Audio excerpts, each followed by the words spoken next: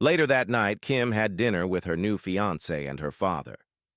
As they sat together, Kim's father looked at them with admiration, expressing how well they complemented each other and what a perfect match they made.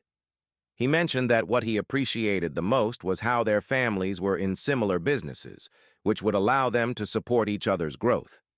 Kim's fiancé smiled, thanking him for introducing him to his daughter. He described Kim as the kindest and most gentle person he had ever met and promised to take care of her, ensuring she was never mistreated. Kim smiled, looking at her fiancé, and expressed her gratitude for him. She wished she had met him earlier. Her father then suggested having a formal dinner to officially introduce them and celebrate their engagement. However, Kim proposed that they attend Sunjin's wedding together, explaining that the event would be attended by many people, including the media, making it the perfect opportunity to announce their relationship publicly. Her fiancé agreed, complimenting her on her smart idea. Kim's father also approved of the plan and added that they would host an engagement party a month before the wedding. Everyone agreed to the arrangement. Kim's fiancé stood up, bidding them goodbye. He mentioned that he had promised to visit his grandfather and that it was getting late. Turning to Kim, he smiled and told her he would miss her before saying his final goodbyes and leaving.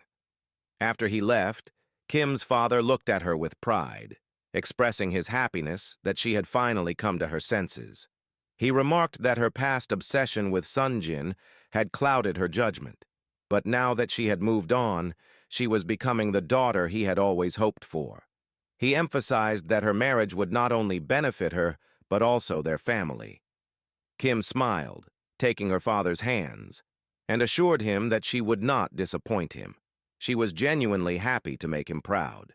They sat together chatting as Kim savored the newfound closeness with her father, something she had long yearned for while growing up. Meanwhile, Woobin stood on his balcony, drinking a beer as his thoughts wandered. He missed Sunjin. Sunjin had been his only true friend, the one person he could talk to. He reflected on how Sunjin might have thought he was being distant because of Minsu, but that wasn't the case. He had accepted long ago that Minsu was never his to have.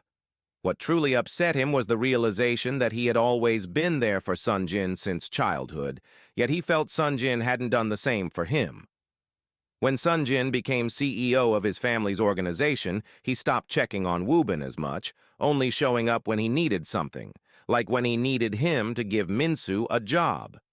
Woobin had never thought much about it until his mother pointed it out, advising him to stop being there for people who wouldn't do the same for him. As he stood there, lost in thought, his mother walked in, smiling as she told him she had brought his favorite meal and suggested they have dinner together. Woobin, still deep in his emotions, told her he wasn't in the mood to eat. His mother moved closer, reminding him that it had been a long time since they sat down as a family for dinner.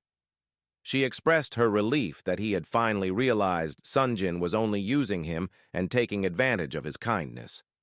At that, Woobin snapped. He turned to her, stating that Sunjin had been his best friend, the only person who cared about him when she had been too busy chasing after rich men to scam. He acknowledged that Sunjin had become more distant as they grew older, but he understood it was because they had more responsibilities. His mother reached out to take his hands, but he pulled away. He firmly told her that he would no longer allow her to manipulate him, and that she should stop coming to his house unannounced. From now on, they would only meet at the organization to discuss business. With that, he walked away, leaving his mother standing there, visibly upset.